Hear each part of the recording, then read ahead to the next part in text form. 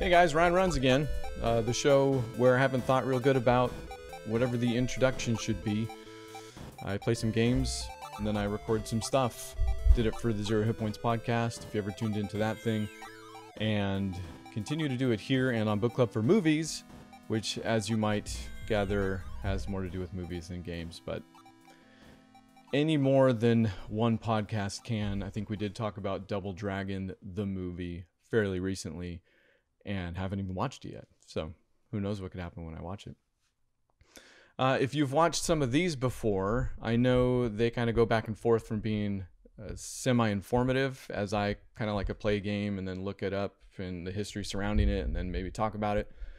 Whereas last week it was more traditional in the sense, if you did watch Zero Hit Points, again, we had viewers, where I kind of just played some games and got to talk about them because things and stuff, tax reasons mostly. But this time I'm going to do that again. And it's another grab bag. We've got some puzzle games. We've got some racing games. And just a finale, a heck of a finale. So stay tuned for that. The first game I played that I want to talk about is Death Squared. And if I haven't mentioned this before, I certainly didn't mention enough last show. A lot of these are coming from Game Pass. So Game Pass keeping me in business, it seems. The business that makes no money, but still. Game Pass, man. All joking commercials aside, pretty cool value. Pretty amazing either way. So yeah, 1, 2, 3, 4 out of 5 games this show are going to be from Game Pass. And I want to say every single one from last show was from Game Pass. So Game Pass, because I said it. Death Squared is a puzzle game that in a way wouldn't exist in its current form if it weren't for Portal, and yet suffers because Portal exists. You play these 4 cubes, or you can play. The story mode I think is 2-player. The party mode I think is 4-player. So me and my daughter made our way through the story mode, and my wife and my daughter made our way through the party mode. And altogether you're over 100 levels, 100 puzzles. So worth the money I paid, but again, just kind of does enough to be like Portal that you're like, this isn't like Portal. You guys, like there's this whole testing gimmick about it. Like, if the game can be considered to have a story at all, it's this thing where I think you technically are the cubes. I think the game posits you as the cubes, but there is an overseer, like a direct supervisor, maybe you could say. This is this guy that's kind of talking, and I think putting you through the tests, but as he reads a manual. And then there's also somebody over him that comes in every now and then that, let's say, is her name Agnes? If her name is Agnes, it's just something as kind of easy. But let's call her a Gladys type. And she comes in every now and then and kind of gives them. But that's, like, I've already given it too much to do, really. The story is just this kind of light sheen that's made up of mostly VO and UI, really. You know, there's like a little maybe crash test dummy, some kind of under construction tape colorage going on there. And it's fine. Like, it's not a bad game. I'd probably still say check it out, especially if you, like me, are with family and looking to spend some time. And we had a good time with it, but we weren't like itching to play it every night. Like, there are some other games that I'll talk about eventually where we kind of can't wait to get together and play them at the end of the day, the way our routine works out. I have a special needs son who goes to bed a little earlier, but he can't go to bed without his sister, so they gotta take the time to fall asleep, and then she comes back down and we play some games. So Death Squared holds up to that test, you know, like we had enough fun with it there, but it's just, there are puzzle games, or I guess puzzles in games, more like, where think Nintendo does this a lot, Mario, Zelda, where you can see the puzzle and you can see the solution almost right off the bat. It's the execution that kind of brings the fun. And I think this dabbles in some of that, but I don't know if it's really purposeful. Like, I don't know if they're trying to really emulate that type of gaming or puzzling, but they opt for puzzles that you can kind of step your way through. Like, even if you can't see the solution, you basically just move in the only direction you can, and something happens and you're like, oh, and then you know what the next thing is to do, and you know what the next thing is to do. And if you're lucky, there's maybe 10 of those by the time you get to the end, and we're like, oh, that was interesting. And some of them are more fun than others. Others are kind of just like, I feel like we did them on accident almost, and that's feels like not as tight of a puzzle design if that's happening. But again, check it out. Maybe it's Death Squared. It's back of the box right there. The other game, puzzle game, also that's probably going to be the game of show here of this little episode. Even though we're going to go on for 3 more games after we talk about this thing, but it's Tetris Effect, and it's on Series X now, also on Game Pass. And I did talk about this quite a while ago for the Zero Hit Points show when I bought it on the PSVR. I have since sold my PSVR, and I bought an Oculus Quest 2, which I'm sure will turn into one of these things at some point. And I also have Tetris Effect on Oculus Quest 2, of course. Don't even ask, really. So I immediately downloaded it for Xbox when I saw it existed. And while the lack of VR definitely takes away from it, I remember one of the things talking about that game as a VR game was that the experience was so additive that you're kind of enveloped by the thing. And while it's still one of the best Tetris games to have been released in recent history, like remember Tetris Ultimate?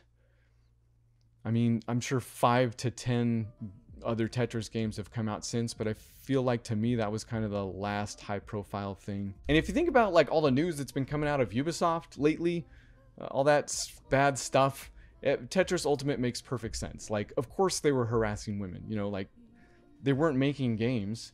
Tetris Ultimate is horrible. It's still broken too. Is that okay? I'm bitter because it's broken because I can't even progress enough to unlock all the achievements or whatever. But you know, the achievements are tied to game progress, so it's not like I'm the only one here. But yeah, it's just broken. It was broken for the longest time because if you had more than like 10 friends, I don't know, they were either getting used to the Xbox One architecture or I don't know. But they never fixed it, so whatever. Tetris Effect, maybe partly for that reason, was just this beautiful wave after wave, again, if you're playing in VR, of a great Tetris game. And I guess maybe I should start all over with Tetris. One of my favorite games of all time. Grew up playing the NES version. Grew up drooling at the Game Boy version, which I might get to play soon enough if I get an Analog Pocket. If you haven't been up on those, they say the next round there's going to be plenty for all. Just one of my all-time favorite games, Tetris. Just could play it for hours and hours and hours. In fact, on playing Tetris Effect this time around, I did something I don't know if I've ever done, but certainly haven't done for years, was that I stayed up playing till 6 a.m. just all the way through. And it's just because it's one of those games where you get caught in the loop, and I feel like this was part of the marketing material for Tetris Effect. Like they talked about the like synesthesia and I forget that when you play it so much that you dream of Tetris pieces falling or something like that. You know, games like that have a way of getting in your head so bad that you see them when your eyes are closed. And funny enough, that didn't happen the time I stayed up till 6 a.m. playing it. Maybe because you just pass out after that. But Tetris Effect, regardless of being that great kind of VR experience, is an amazing Tetris game, period. Like the stuff they've done to this game especially, and I did this cool thing where I captured all the footage I wanted for this show ahead of time, so I kind of know what you're going to be seeing now when I'm talking about it, rather than doing it after the fact, and it probably having very little to do with what I'm talking about anyways. But the effect modes, they're called, in Tetris Effect are also great because there's so many of them, and they do kind of bring back the different styles or I guess just modes that you've seen in other Tetris games, Marathon. This one had a clear mode where it kind of has preformed puzzles that you're figuring out how to drop pieces into to complete. That was very cool because I hardly ever get all clears. I should also say my way of playing Tetris isn't, you can certainly see some of that in the footage, isn't traditional in the really good Tetris player sense, because I'm pretty bad at T-spins. Like, this game actually taught me how to T-spin. In fact, that all clear mode taught me how to T-spin a lot better than any other Tetris game has so far. But I still have issues kind of working into the thing, and certainly quickly enough to get any sort of high score on modes like Sprint, or I forget, Sprint is the one where you have to get so many lines in under 2 minutes, or it's just, I don't know. There's one achievement left in the game, and it's to get S ranks everywhere, and I got A ranks on everything, and I'm good. We'll call it. But Tetris Effect is still a fantastic game because of that central mechanic that they added, which I think is called the zone or zone mode or whatever it is. It's where you build up, and then you hit the left or right trigger, and it all freezes, and you just line, and then it all kind of pops at once at the end, and you get a dodeca Tetris or whatever it's called. There's several different ones and all that. So a great game no matter what. The multiplayer mode is cool too. I did end up getting to play some of this with my daughter and wife, because there's this mode where I think it's called Connected, and you're each on your own screen until you get to a certain amount of points, and you're battling one AI. And I think if you're playing online, you might be battling one. It could be a person, I'm not sure. This is all local. I did play some online games, but not enough to really say. I mean, netcode seems fine. I don't remember it dying or anything. But we are all three on the screen playing this one, and once we hit a certain point, our boards all combine, and then we're all dropping pieces to create lines across the entire screen, basically. So I don't know if that's ever been done before, but it's super fun. Like, it's really, really cool to play like that. And we had a lot of fun with that. So Tetris Effect, the game and puzzle game, like, that you should get for my money, for Tetris fans, for any fans, you know. Like, it's a great entry point. Like, my daughter, I try to pick games that she'll ask to play on her own rather than, here, play this, you know, which I still do. But Tetris is one of those. Like, Dad, can I play Tetris? Yes, you can. Here you go. So Tetris Effect for Series X. I'm sure it's out in other places as well. And still, like, try the VR version at some point. Like, you'll see the journey mode still has a lot of those effects, you know, but it's not the same, obviously. So next two games, racing games. And again, for listeners of the show, I very much come from the school of arcade racing. My formative period came very late, unless you count Star Wars Podcast Racer? Pod Racer? Podcast Racer. It's wrong. Pod Racer. I don't even remember if Star Wars was in the title, but it was that, you know, episode 1 Pod Racer might have been even worse. Whatever. I played that on the N64, and that's like, other than Mario Kart, which we'll put that in its own little section, and just, it's the best ever. That was maybe the only racing game I got into over the years, until Burnout Revenge, which I think, if I remember, is just a gussied up version of Burnout 3 for the original Xbox, or whatever else it came out on. I played it on the 360 and just had never played anything like it before, you know. And I know it's probably not even considered a racing game, you know, strictly speaking. And I have played plenty of Need for Speeds, plenty as in enough of that for a while. And I forget since, but really that first was Burnout Revenge. And again, just loved it. And not for the arcade aspects of it. Okay, that's not going to be true completely. Not for the Burnout arcade aspects of it, because Burnout is a game that has its fun with destruction and stuff like that, and that certainly is where it shines. But I loved the way the cars handled, regardless. And they did handle in an arcade type manner, as opposed to sim. But that was the stuff. Like, I loved, it's where I learned how to drift in a video game for the first time, I thought. But then again, if you think about Mario Kart, I guess I've been doing that for years. But in Burnout, the car looked like a real car that was going to explode shortly thereafter. So again, just building up that burst meter and going. So when I turn to racing games now, it's still kind of the gold standard to me. And luckily enough, this next one I pulled from Game Pass, called, that's not even what it's called. I wrote down Big Boss Racing, but I know that's not what it's called. There was a Big Boss update to Hotshot Racing, I believe is what it's called. And not just in the Burnout way was I kind of waiting for this game. I've also been waiting for this game in the way that I've been waiting for kind of that PS1 N64 era of graphics to become in vogue or reinvigorated in a way again, much like, you know, the 16-bit era has.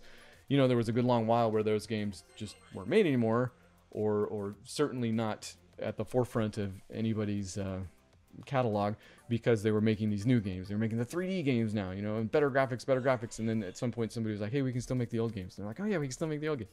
And they made some more of those old games. I've been waiting for that to happen kind of with the PS1 and N64 era graphics. And I know it has, and they've kind of trickled out. I want to say there was this might be more on the PC side of things with kind of old Quake clones or Doom revivals. I wish I could remember the names. So I know it's making its way out, but this is kind of the first one of those by way of arcade. And when I say that, I don't even just mean, you know, arcade versus sim. I mean racers from the arcade.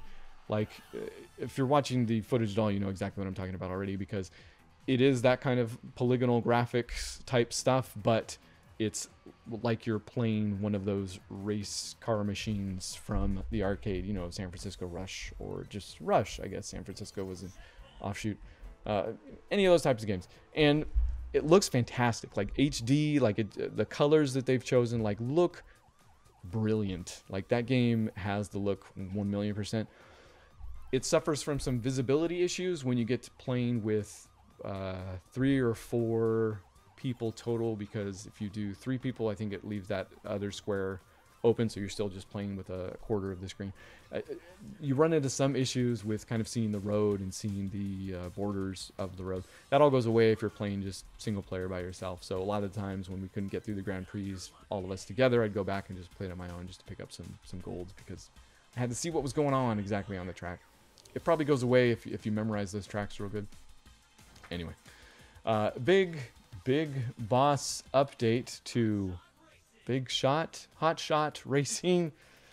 Games have names, and they're good. So check that one out. Also, the other racing game we checked out, also Game Pass, but very different, was actually a 360 back compat called JoyRide Turbo. Why don't I write down the names of the games before the show? Yeah, JoyRide Turbo. I wrote it correctly, and that's why I thought it was wrong. Definitely more of a Mario Kart-ish racer. You're picking up power-ups, you're shooting them at each other, you are looking for shortcuts, you are on rails sometimes, and there's a reason for that, and you probably already guessed it, and we'll get there. But it's good, man. Check it out. Like, that game was a lot of fun. In fact, I would say we had more fun with that than Hotshot Racing, just because it's that type of game. Hotshot Racing doesn't do much beyond look great and have some... It is a faithful homage even, or representation or revival of that game type. But, you know, like that game type, when you're going to the arcades, I don't remember a lot of fun multiplayer modes with those things. You're just racing.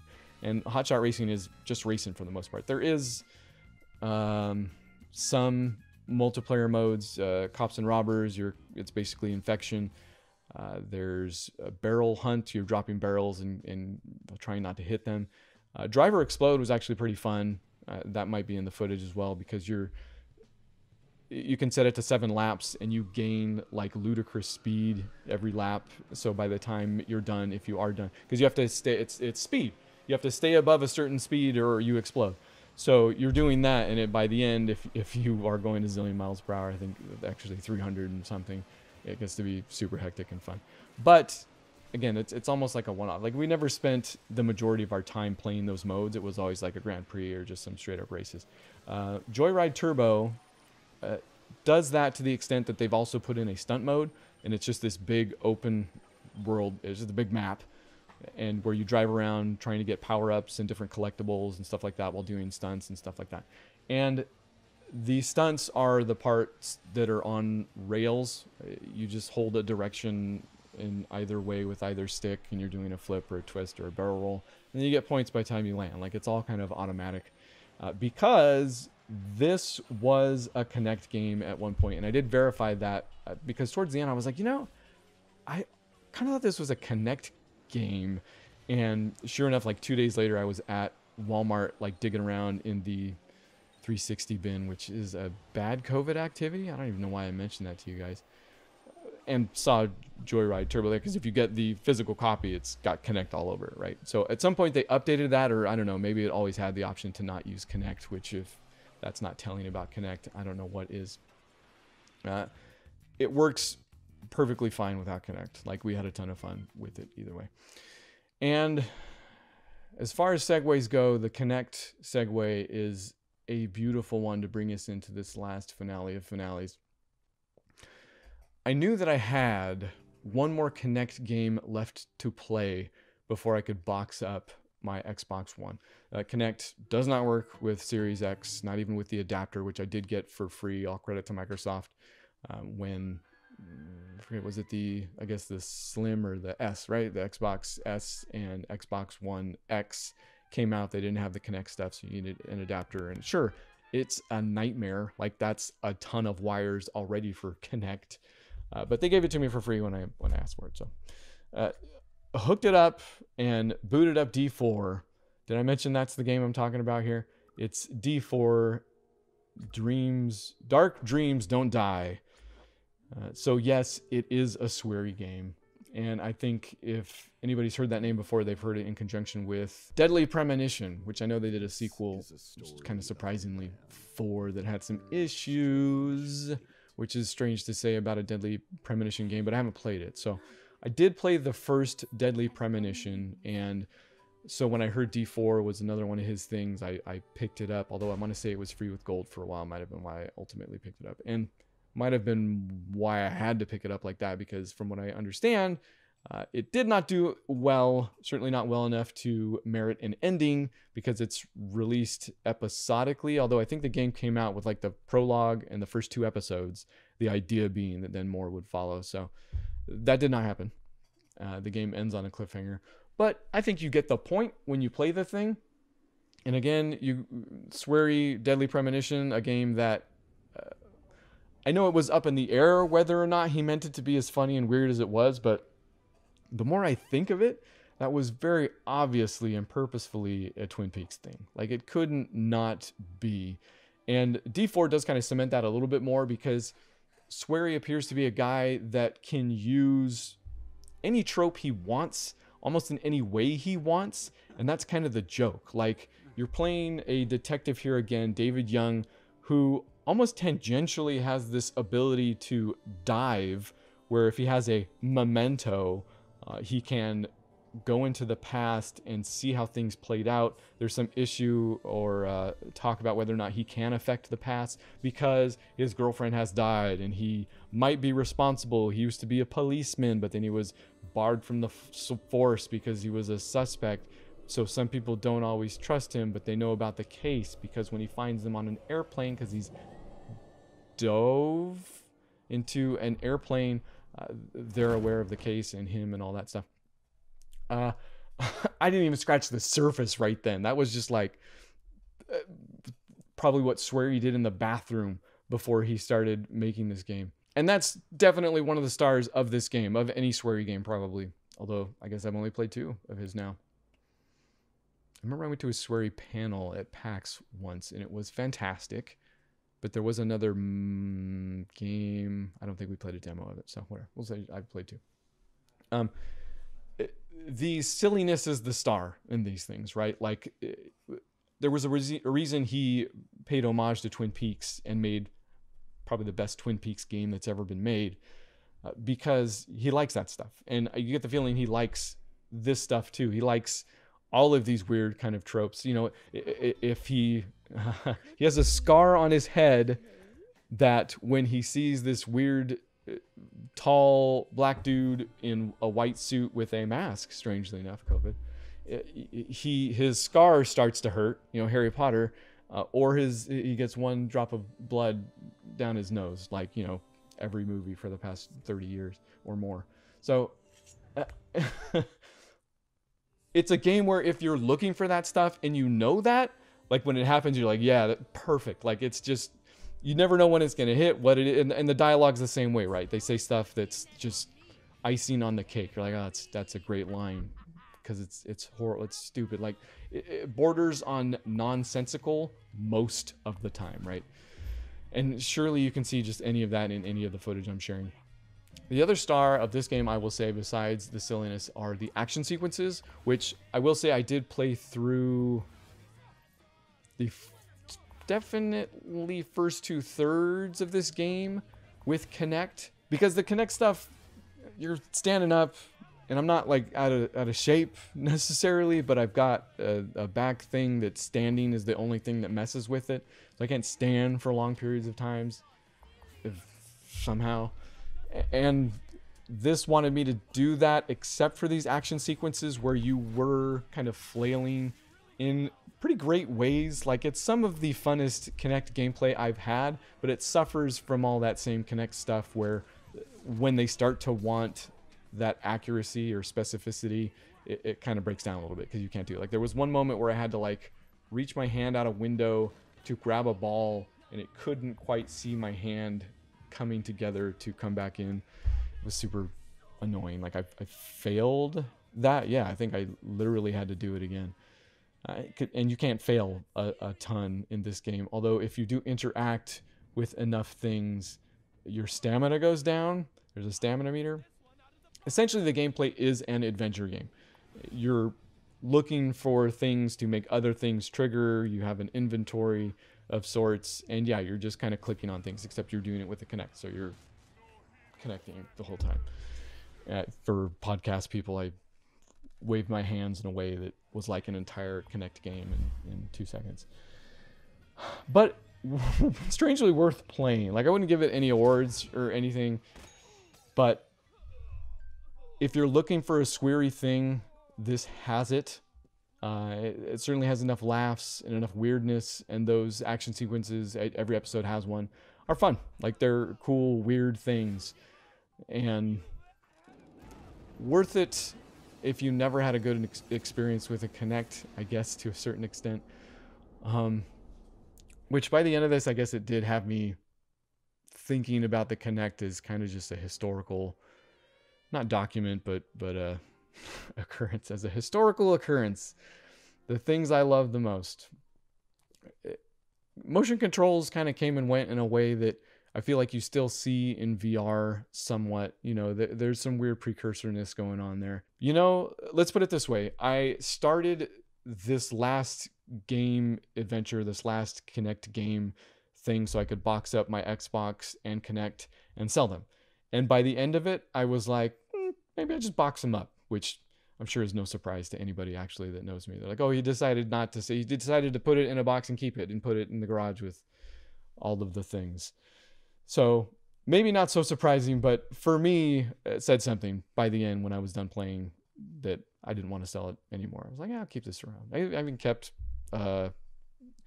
basically I have my 360 Kinect, so maybe that's a clue, with Kinect Adventures and I think Dance Central. I was like, well, they're the only two games worth playing in a way, so I might as well keep them. With Kinect for Xbox One, I kept that, and what is it? The Harmonix Disney Fantasia? Is it just called Fantasia? Same as the thing? Okay, Fantasia. So let's say this: if you're going to keep them and or buy one and just play a game, those are the ones I'd recommend for that. So Kinect, fun to have existed. Glad it did. Can live in a box until it's needed once again. Much like me, because this is the end of this thing. So if you got any comments about any of this stuff, that's fine. I'm up to a dialogue, or again, shouting into the void. You can find me at podcast@zerohitpoints.com or Ryan at zerohitpoints.com, or on Twitter at @IITheBeard. I'll probably throw it up all on the screen. And if you hear music to open and close this, I always feel bad because I don't give a shout out to whoever made it. It's because often I don't know what song I'm going to use. It's like the last thing I do for the beginning and end. Last week it was Minor Threat. Great one that had a lot to do with why I don't look like I used to. So check that out. Whatever music I used this time, I don't know. If there's not a copyright claim against me and it says what it is down in the corner, look it up. It's probably good. That's why I used it. Usually it's from one of the games. Ryan Runs. That's the name of these things. So I'll do another one in a week or so. Bye.